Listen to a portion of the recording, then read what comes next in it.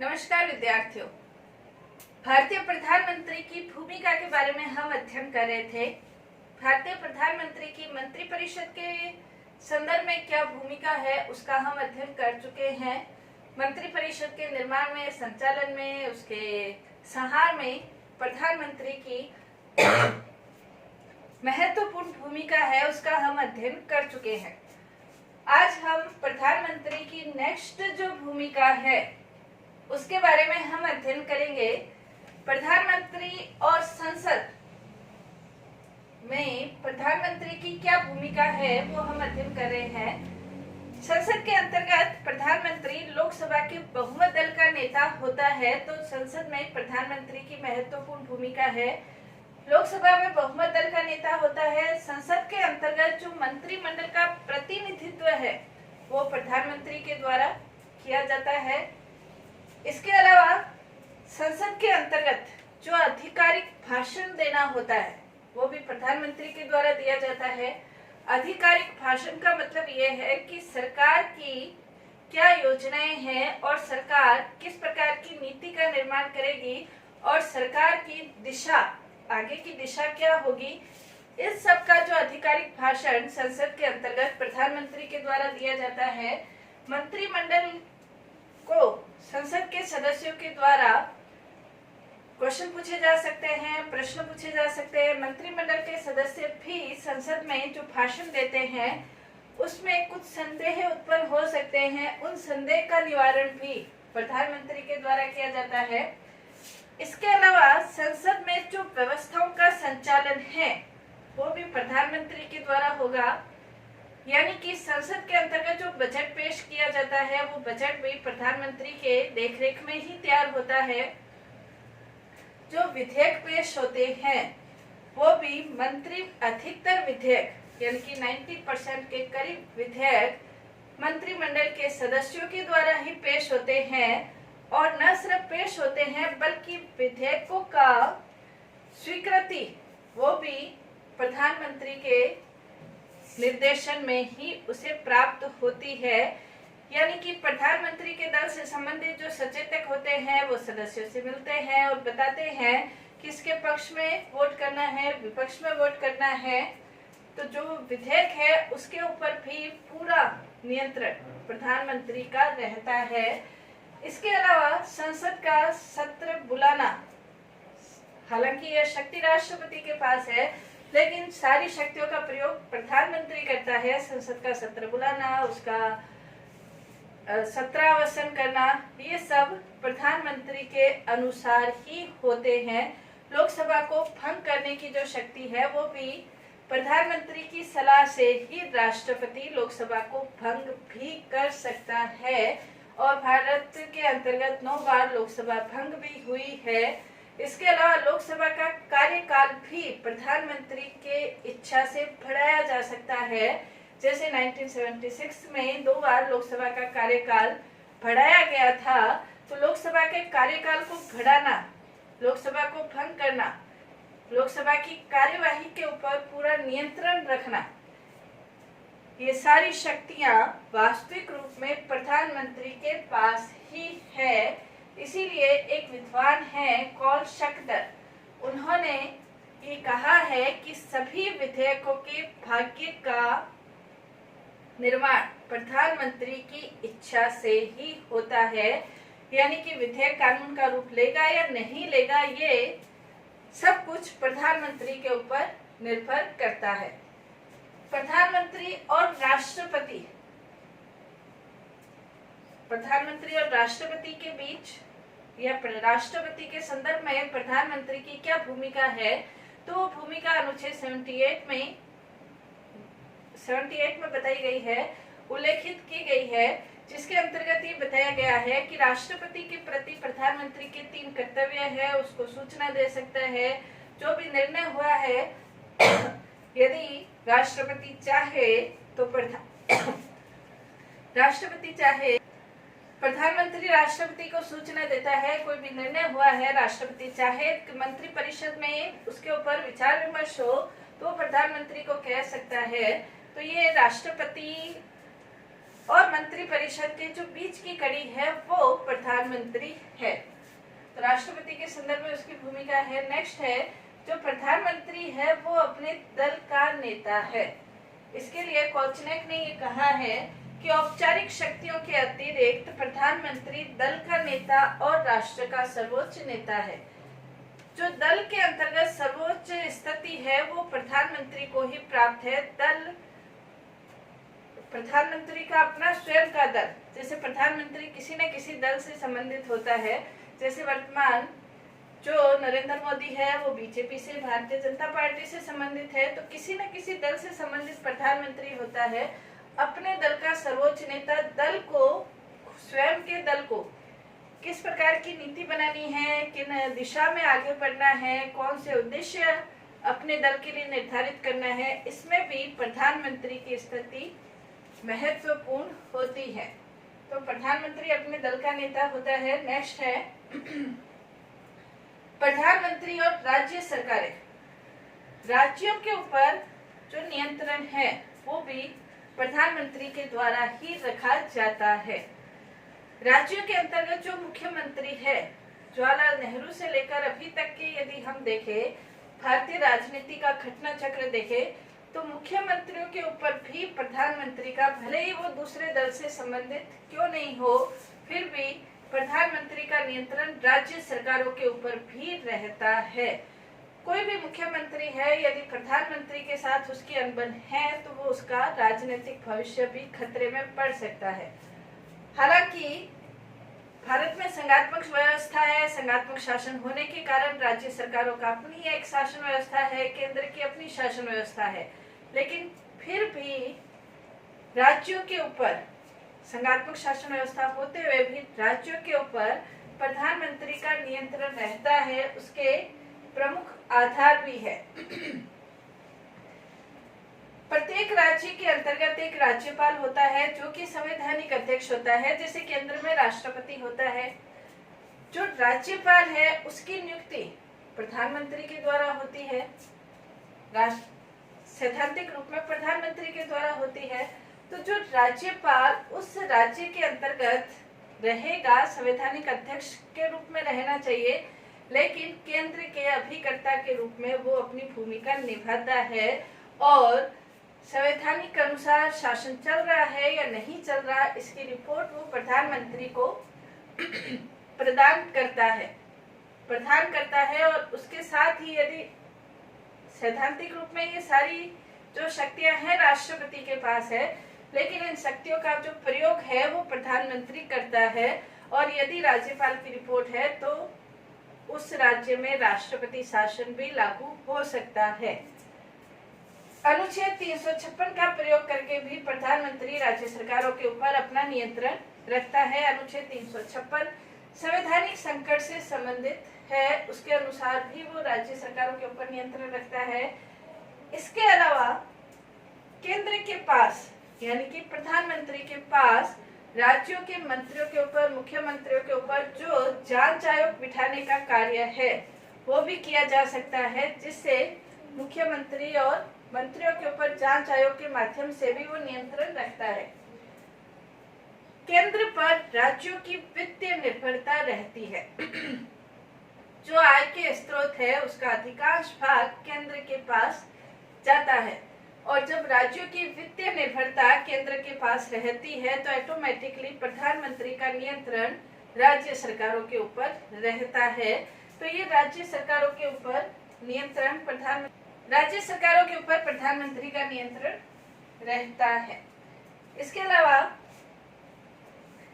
वैदेशिक संबंधों का जो संचालन है उसमें भी महत्वपूर्ण भूमिका प्रधानमंत्री की ही रहती है। कौन से देश, पूरे भारत का जो प्रतिनिधित्व है प्रधानमंत्री के द्वारा ही होता है। कौन से देश के साथ संधि करनी है, कौन से देश के साथ समझौते करने हैं, अंतर्राष्ट्रीय सम्मेलन में किस प्रकार की भूमिका निभानी है, कौन से मुद्दे उठाने हैं, क्या करना है, इसके ऊपर, वैदेशिक संबंधों के ऊपर पूर्ण रूप से प्रधानमंत्री का नियंत्रण रहता है। और इसके अंतर्गत वैदेशिक संबंधों के अंतर्गत राजदूत है, वाणिज्य दूत है, कूटनीतिक जो नीति अपनानी है उसके ऊपर भी प्रधानमंत्री का नियंत्रण रहता है। हालांकि वैदेशिक विभाग है वो भले ही प्रधानमंत्री के पास हो या नहीं हो, लेकिन फिर भी प्रधानमंत्री की जो भूमिका है वैदेशिक संबंधों में वो निर्णायक भूमिका रहती है। इसके अलावा सेना का जो सर्वोच्च सेनापति है या सर्वोच्च अधिकारी है वो राष्ट्रपति सैद्धांतिक रूप में है, लेकिन वास्तविक रूप में प्रधानमंत्री ही सेना के संबंध में अंतिम निर्णय लेता है। सेना को दूसरे राज्यों में क्या करना है, किसी कार्रवाई करनी है, अस्त्र शस्त्र खरीदने हैं, जैसे अभी वर्तमान समय राफेल के संबंधित जो निर्णय है, जो राफेल से संबंधित जो निर्णय है वो प्रधानमंत्री के द्वारा ही लिए गए हैं। तो कहने का तात्पर्य वैदेशिक संबंधों में जो निर्णायक भूमिका है वो प्रधानमंत्री के द्वारा ही होती है। नेक्स्ट है प्रधानमंत्री और कृपा की शक्तियां। कृपा की शक्तियों का जो मतलब है वो नियुक्ति से संबंधित शक्तियां हैं।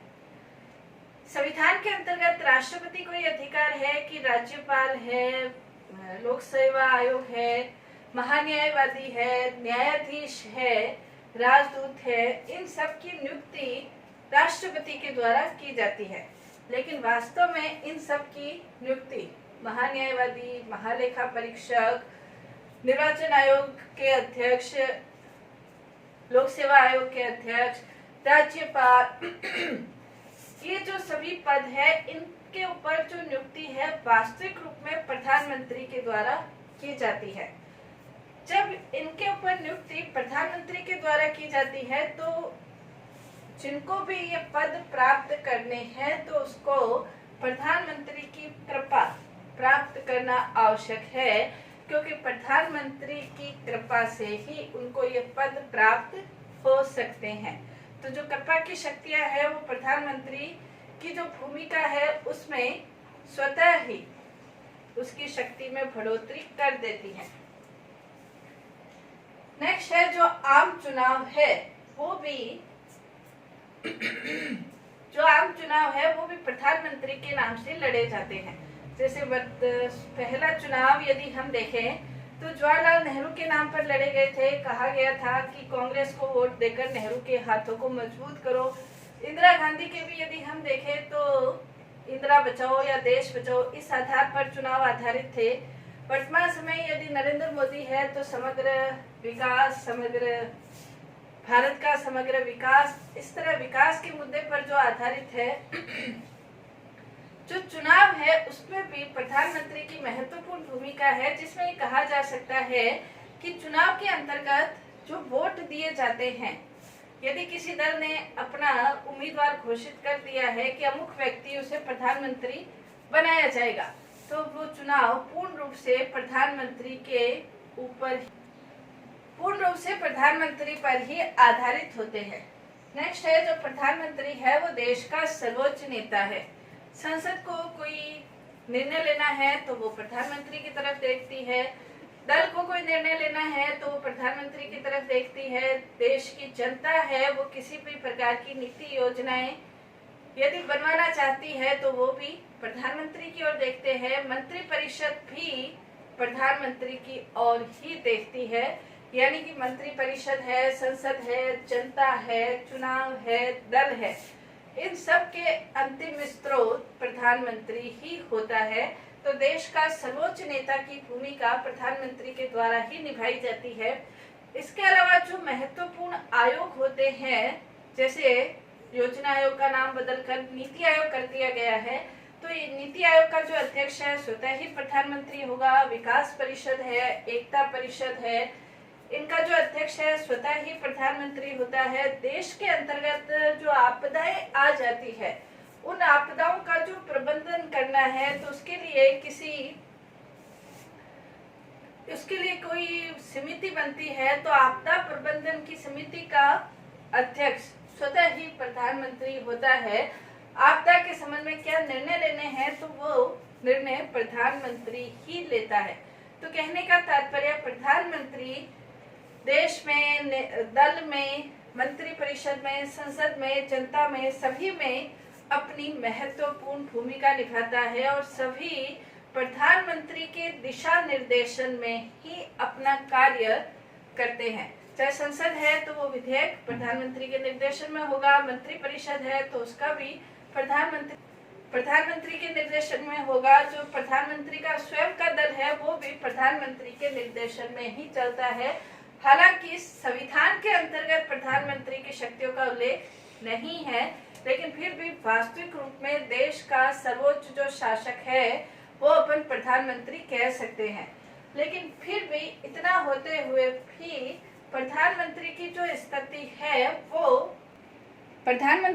स्थिति है वो वास्तव में कुछ परिस्थितियों के ऊपर निर्भर रहती है। परिस्थितियां यदि हम देखें तो दल में उसकी क्या स्थिति है, दल में उसकी क्या स्थिति है, उसके आधार पर उसकी शक्तियां निर्भर करती है। यदि दल में बहुमत दल है तो प्रधानमंत्री अपनी शक्तियों का प्रयोग कर सकता है। भारतीय लोकसभा के अंतर्गत यदि हम देखें 10वीं, 11वीं, 12वीं, 13वीं, 14वीं जो लोकसभा थी वो अनेक दलों के गठबंधन के आधार से लोकसभा के अंतर्गत बहुमत प्राप्त हुआ था। कहीं 13 दल के गठबंधन से सरकार बनी थी, कहीं 14 दल के गठबंधन से सरकार बनी थी, कहीं 21 दल के गठबंधन से भी सरकार बनी थी। तो गठबंधन से जो सरकार बनती है उसके अंतर्गत जो प्रधानमंत्री है वो अपनी शक्तियों का प्रयोग उतना नहीं कर पाता जितना कि बहुमत दल का जो नेता है वो अपनी शक्तियों का प्रयोग करता है। इसके अलावा प्रधानमंत्री के जो स्वयं का व्यक्तित्व है वो भी बहुत ज्यादा महत्वपूर्ण प्रभाव डालता है। जैसे लॉर्ड ऑक्सफोर्ड और लॉर्ड एस्क्विन ने ये कहा है कि प्रधानमंत्री का पद वैसा ही बन जाता है जैसा वो स्वयं है। तो उसका खुद का व्यक्तित्व कैसा है उसके आधार पर वो अपनी शक्तियों का प्रयोग कर सकता है। अगर हम देखें भारत के प्रधानमंत्री के अंतर्गत तो जवाहरलाल नेहरू, इंदिरा गांधी, नरेंद्र मोदी, अटल बिहारी वाजपेयी एक तरफ इन प्रधानमंत्रियों का व्यक्तित्व है, दूसरी तरफ जैसे हम कहें आई.के. गुजराल है, देव गौड़ा है। तो प्रधानमंत्री की शक्तियां तो वही है, लेकिन इनके व्यक्तित्व के आधार पर ये अपनी शक्तियों का प्रयोग किस प्रकार से करते हैं ये निर्भर करता है। व्यक्तित्व प्रभाव डालता है। स्वयं के दल में भी कैसी स्थिति है, यदि स्वयं के दल है जैसे बीजेपी है या कांग्रेस पार्टी है, बहुजन समाज पार्टी है, उसके अंतर्गत उस व्यक्ति की क्या स्थिति है। यदि उसका निर्विवाद उसे नेतृत्व की स्थिति प्राप्त है तो अपनी शक्तियों का प्रयोग कर सकता है। यदि निर्विवाद नेतृत्व नहीं है तो विवाद की स्थिति उत्पन्न हो सकती है। तत्कालीन जो परिस्थितियां हैं, तत्कालीन परिस्थितियां किस तरह की आती है। जैसे 1962 में यदि आक्रमण हुआ था भारत में, भारत की हार हुई थी। 65 और 71 में जो परिस्थितियां थी उसमें भारत को विजय दिलाई थी। तो जो विजय प्राप्त हुई थी उस समय की जो परिस्थितियां हैं वो भी प्रधानमंत्री की शक्तियों में वृद्धि करती है।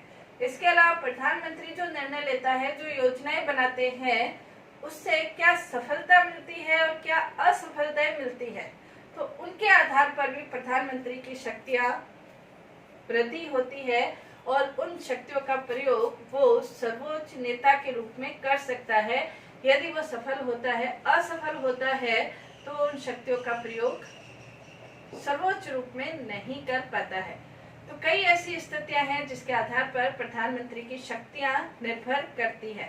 तो ये विभिन्न अर्थों में हमने देखा कि प्रधानमंत्री की मंत्रिपरिषद में, संसद में, राष्ट्रपति में, दल में, वैदेशिक संबंधों में प्रधानमंत्री विभिन्न प्रकार की भूमिकाएं निभाता है। जो शक्तियां राष्ट्रपति के नाम पर है उन शक्तियों का प्रयोग वास्तविक रूप में प्रधानमंत्री के द्वारा होता है। धन्यवाद।